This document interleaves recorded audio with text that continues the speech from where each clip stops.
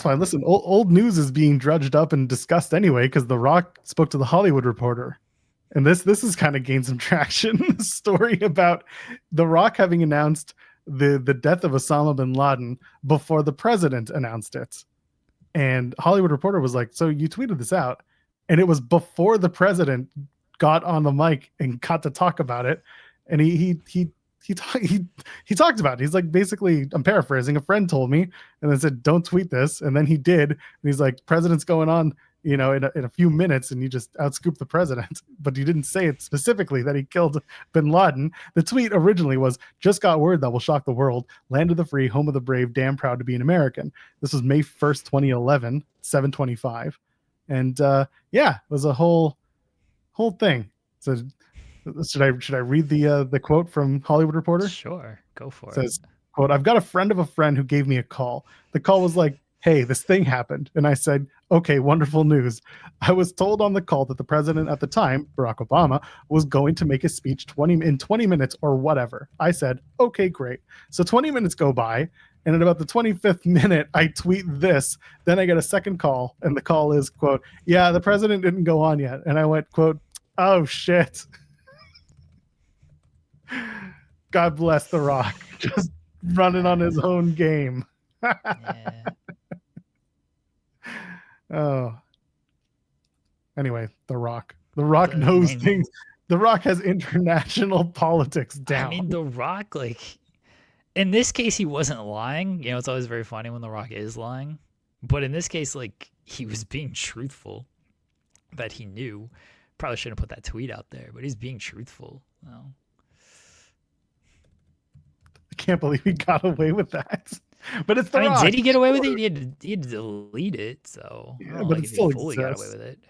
I just love that someone brought that up in an interview because, like, I do not remember this. I don't remember what I did yesterday.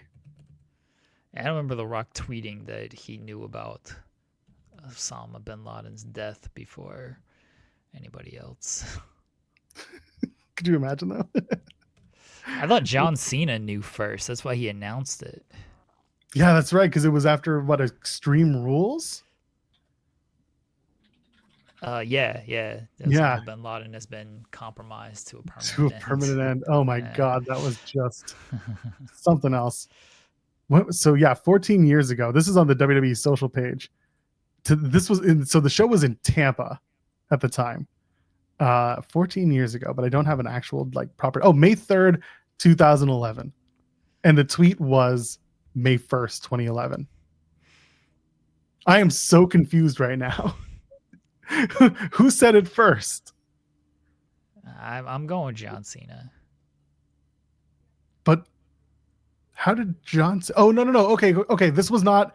You know what? This was not at a time when WWE was putting up video immediately during a show. So this would have been 2 days later. So you know what? This tracks. So he did it after the show. Yeah, I think John Cena still knew first. I don't care what The Rock says. He was on the phone with bin Laden. Yeah. John, they're coming for me. No, John, no. Boo. Osama, where'd you go? What major news scoop would y'all like to have spoiled in a tweet?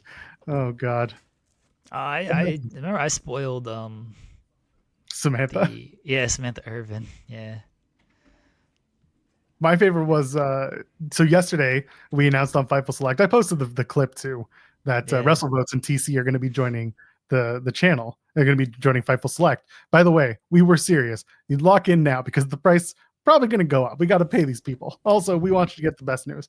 Not going to go up a lot, but we have the annual price. Get in on it.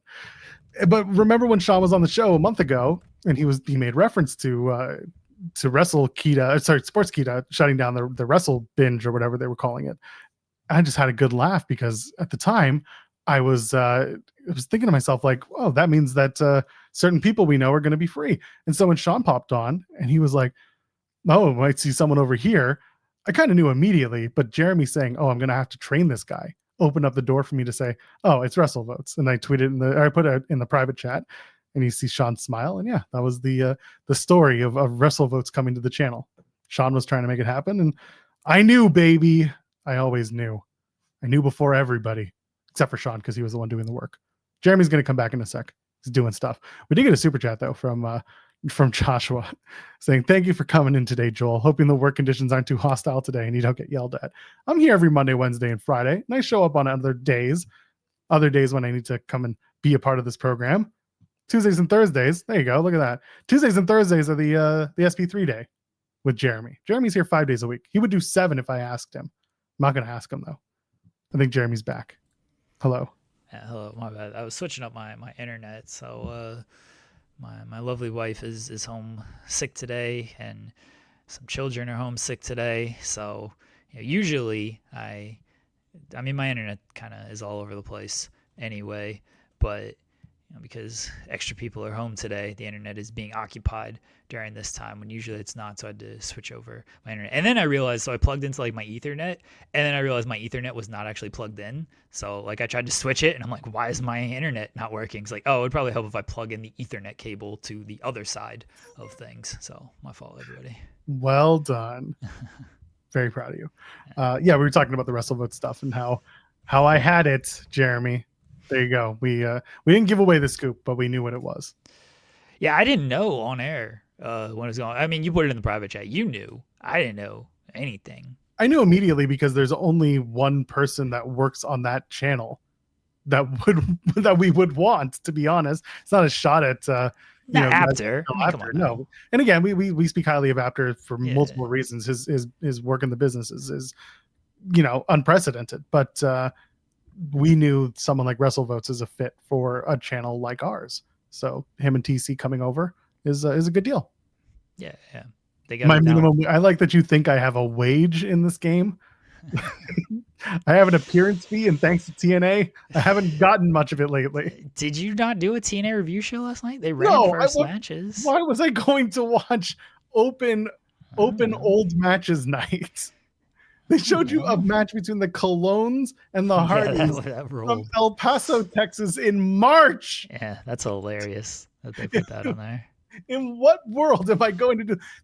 They went so far with this Cedric Alexander and Santana thing. They're like, leave the belt in the back because I'm so pissed. And it's like, no, he left the belt in the back because he didn't have it yet because the match was taped months ago in like Baltimore or some shit. Or maybe in Edmonton. Either way, it's like, oh gosh! Someone's saying I for a free Fightful Select subscription. I mean, I do get my Select subscription reimbursed, but good lord, there's plenty more over on Fightful Overbooked. Click that subscribe button, tap that bell, get your notifications, and while you're at it, like the videos, interact with them, say some stuff. We want to hear from you. While you're at it, join us every Monday through Friday, 10 a.m. Eastern, live for In the Weeds. You might like it.